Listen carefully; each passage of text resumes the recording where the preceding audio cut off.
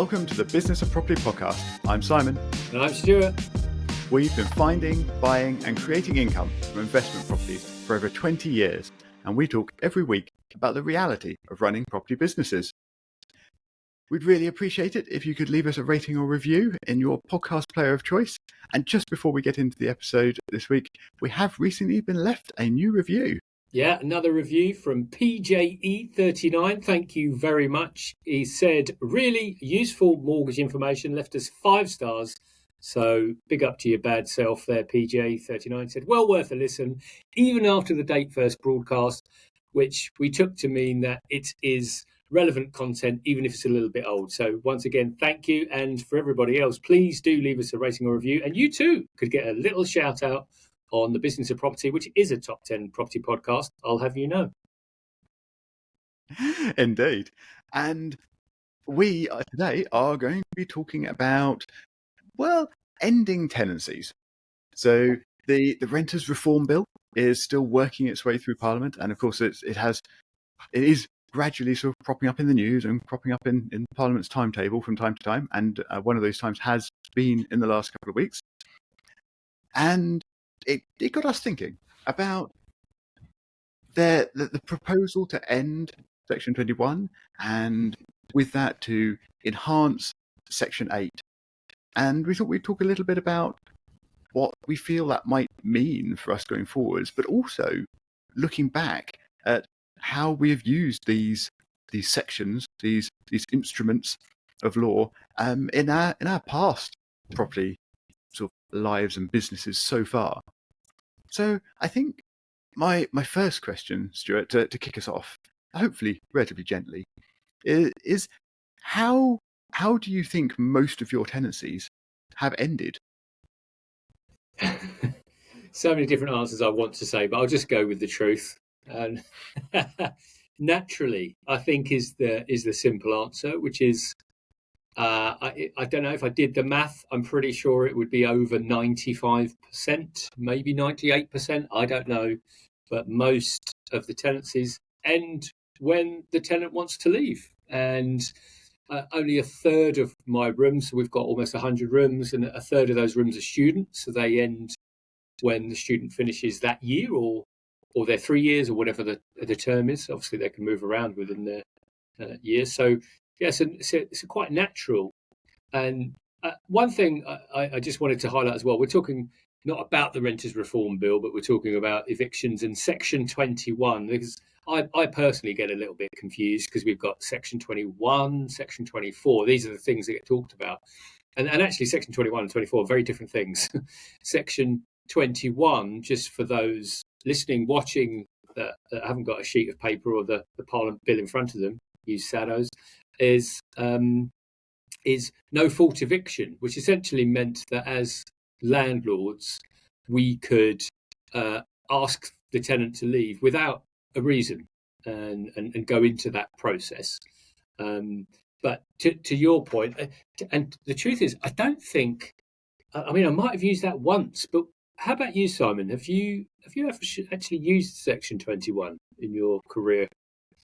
Yeah, I think I've only used it twice, and I might have missed something in there.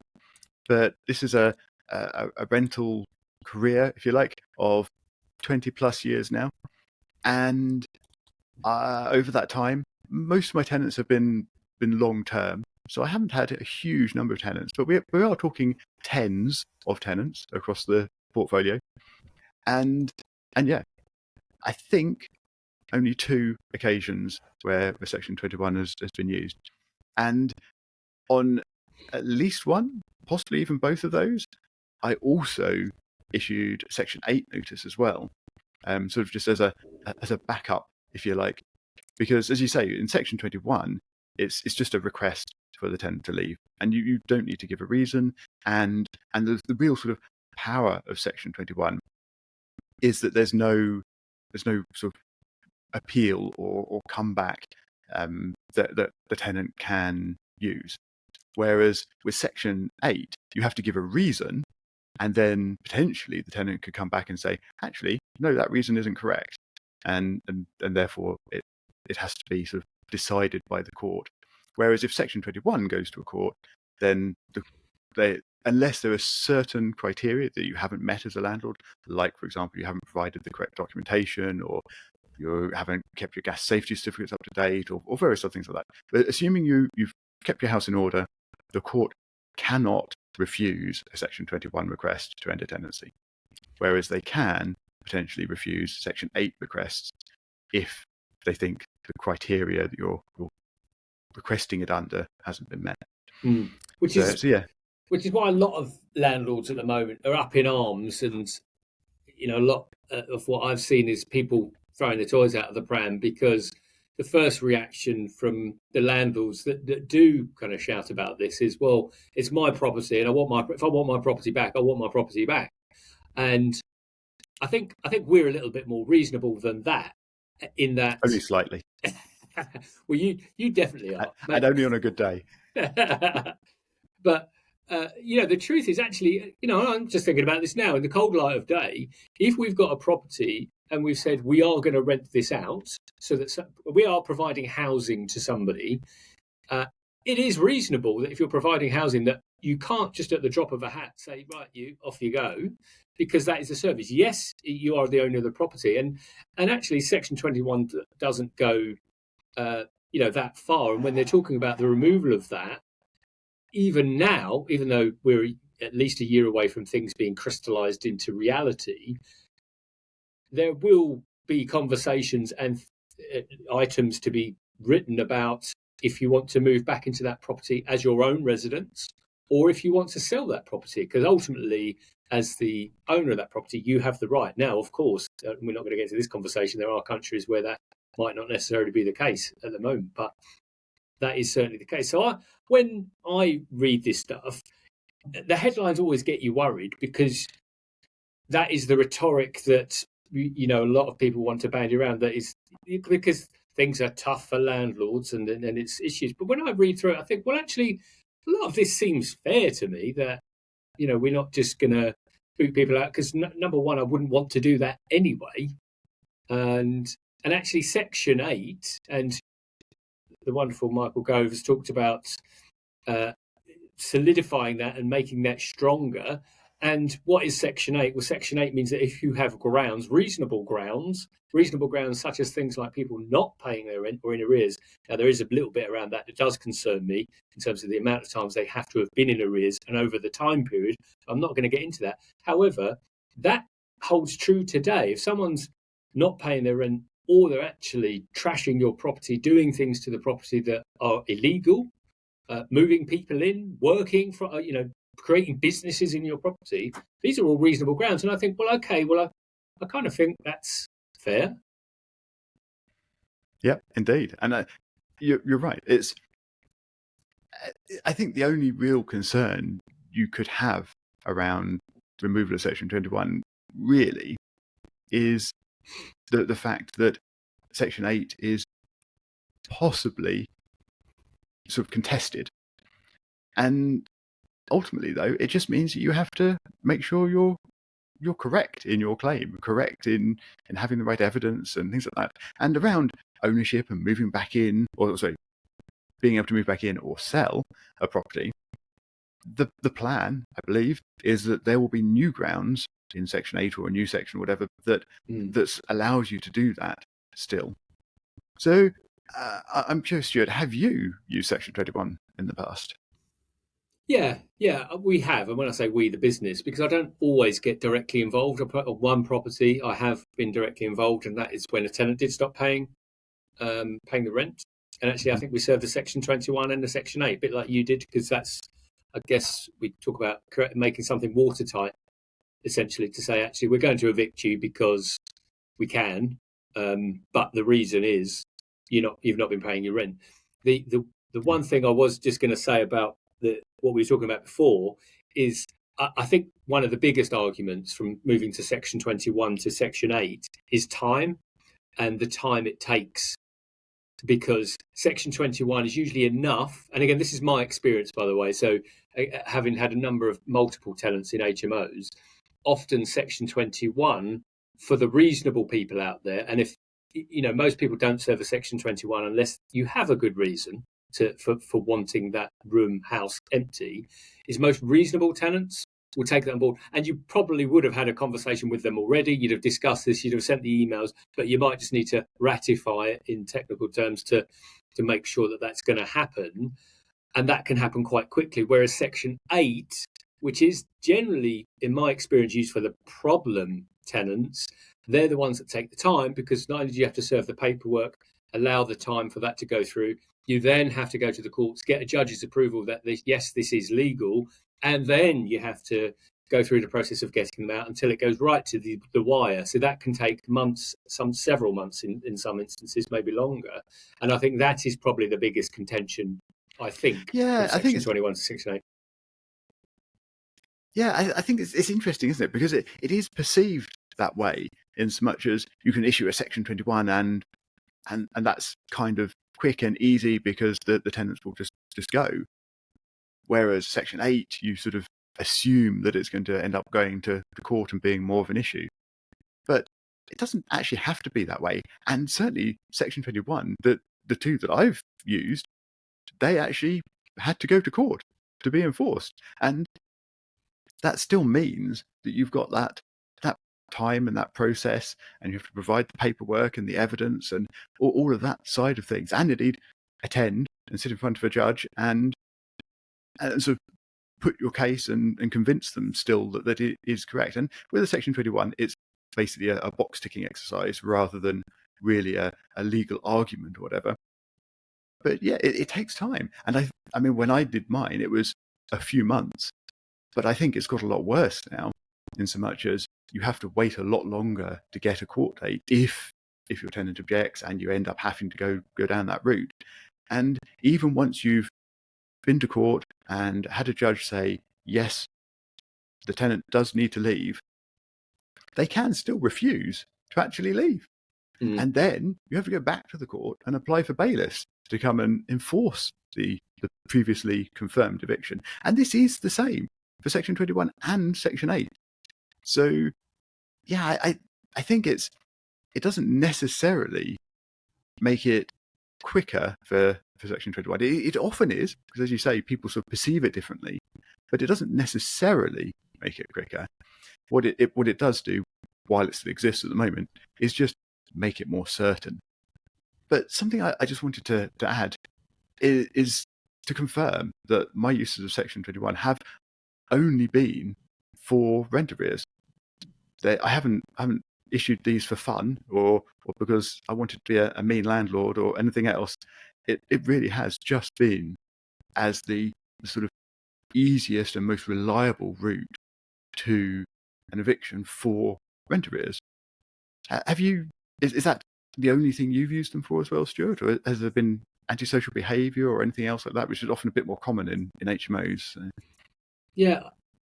What I'm thinking about on this is, as we talk about it, is ultimately, regardless of Section 21 or Section 8, the issue is generally with the tenant in our experience. So the processes generally work, but the reason they get extended or along is usually that the most problematic tenants cause those issues, regardless of what paperwork you use or which one we should use. The most recent case I had, actually, which was actually in the last month, was that we had tenants that were essentially bringing people into the room, so cohabiting in a room where we only had a license for one person, and that was seen by the HMO license inspectors, and essentially we had to serve them notice very, very quickly. And to be fair, they didn't have a leg to stand on, so to speak, because obviously they had two people in a room and the agreement was for only one. Now, in scenarios like that, only when we walk around the properties can we ever get an insight. But, and some of them, a comical one actually was recently, just as a quick aside, we had, so in a large property we've got, which is a double-digit number of rooms, we went into the property. Now, the property, none of the contracts allow pets. Now, one of the rooms has a lot of glass cabinets and reptiles in there. So not even going to get onto the topic of energy costs. in this property, but there was a little dog running around, and one of the tenants came out and said, "Oh, I'm just looking after that for my brother." And I said, "Okay," and it's only a small thing, so it's kind of okay. But then obviously there's a number of other tenants in the property. But what made us laugh, we came back a week later to check on something else. Spookily enough, that dog was there again, and so I don't know where his brother is, but he doesn't seem to On be a long caring for a holiday. dog. But back onto the topic, yeah. So we actually had two rooms, two tenants that were basically cohabiting with partner whoever in their rooms, and we served them and got them out quite quickly. And I think just the fact that, and what I've seen, and again, I can still say probably on a handful of occasions, we've only had to serve these, but generally just serving that paperwork usually kicks people up the bum. So we had someone with arrears, actually served him a year ago with Section 21, and he sorted himself out. So that is absolutely fine. And for me, that was kind of the intention, because we kept saying, you're falling behind, you need to catch up. And we were getting bits and pieces. Once that paperwork was signed and people read in writing in legal speak or legalese that actually we do have the rights to remove, that solved the problem and actually worked from my perspective, because that person now has the property they want and they're paying for it when they should and on time. And with the other people as well, I think they realised that, we just said, obviously serve the paperwork, look at your contract, you're not allowed to do this, and we're actually against the law, so we need that to end now. And to be fair, they moved on quite quickly, and other people took the room. So yeah, that was sort of my experience. I've talked about another one in podcasts before where we had someone who just stopped paying and then left various items. And I always remember your story of the animals left behind in a property. But was that? Perhaps we'll link back in the show notes to those past episodes for more in-depth discussion on those ones. If anyone wants to giggle, if you need a giggle, head back to those. Yeah, right. So did you, because lots of your properties, you have agents looking after them because they're quite remote from where you are geographically. Did you pass this on to the agent to handle? Did they fill in the paperwork and things like that? Did you get involved, or was an eviction specialist company that you brought in, or how did that get handled for those recent ones? On these occasions, it was handled by the agent. So I have done one or two. It really depends on the relationship. If it gets a bit spicy, the agent will talk to me about it, and I'll say, that's fine, let me handle it, I'll pick it up. But to be honest, they're very good agents, and we've got a really good relationship, as you'd hope. We've been working together for several plus years. So are you giving me sign language, or are you swatting a fly? I'm swatting a fly. Sorry.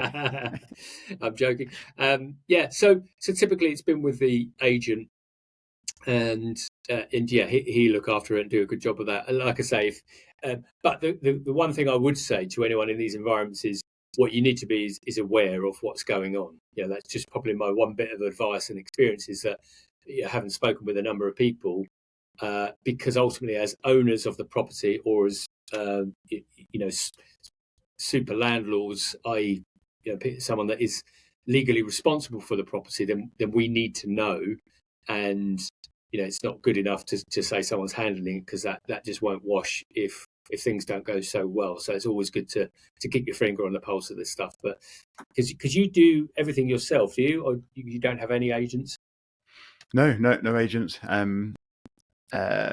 It's and the Section 21s and 8s and things that I have issued, I have done manually myself. I have gone onto the government website, found the correct form, and filled that in and issued that paperwork. And indeed, then when court processes have been required, also had to follow through and fill in the court paperwork and provide statements of fact and such things. I can't remember the exact terminology, but yeah. Have you actually had to follow all the way through to a court before for any of yours? I don't think we've gone to court. I mean, the flat that left, essentially, I ended up getting a debt collection agency, and I didn't like doing it. And to be completely honest, it was a point of principle. Because of how the flat was left and the fact that I knew the tenant, as in we spoke, and I tried to make myself always available. And then they did certain things like, breaking the locks on the front, basically leaving the property unsecure, and as well as just leaving a fridge in the front garden and various things and not paying. And my view of this sort of stuff is people have other things going on in their lives. I don't think it was all about us, but it was just a point of they left a meager deposit which didn't really cover much of the stuff. So I got a debt collection company onto it, which would have sent a lot of letters to them, but it got to the stage where I said, okay, that's fine. I think they've probably experienced enough hardship. But I didn't take that to court because the monetary value, I mean, it was somewhere between £1,000 and £2,000. I think some of that the deposit paid for. I think what ended up happening was because they were on universal credit. I think those payments had come through to cover off some of that. But it was a point of principle regarding how they had treated the property and essentially, closed off all communication, which didn't seem right. Because actually, if we'd had a conversation with it, I'm pretty sure we'd have come to an agreement where I'd have just said, like, okay, fine, pay £50, because I've done that before, and I mentioned on this, we had one tenant who was, I think, a postgrad student type person, but they had just left before the end of tenancy, and they knew what they were doing. They left, and it was a couple of £1,000, so they just left, went back to Ireland and having not paid their final terms rent, and just said this, that, and the other. Now we tracked that person down. Actually, didn't go the formal approach. We actually found the person on Facebook, and I had a conversation with this person on Facebook and said to them, look, I can go the formal route and I can do X, Y, Z. I can fast forward to the end, and the end will be a CCJ in your name, and you won't really be able to get credit for 5 years, right? They were basically just saying that. And the person, and I give respect to them, that actually came back, communicated, and that wasn't the first conversation. It was just like, hi, you've left my property. And they said, yeah, well, I did it because of X, Y, and Z. And I said, well, look, you owe a couple of thousand by way of just making an agreement. I'm happy to halve this amount. And I think we negotiated on that as well. But ultimately, the money was paid. And again, didn't change my life. But the point was a point of principle to this person to say that this is not how the world works. You cannot just up and leave. Like, if you or I just left our mortgage property, we'd find out very soon, what what the outcome of that would be. And I think for me, it was just a point of saying, look, this is how it works. So fortunately, very rare occasions have I had to follow through. Yeah, I think you've had more success or more monetary success there than I have. The two that I've done, I haven't retrieved the debt that was owing.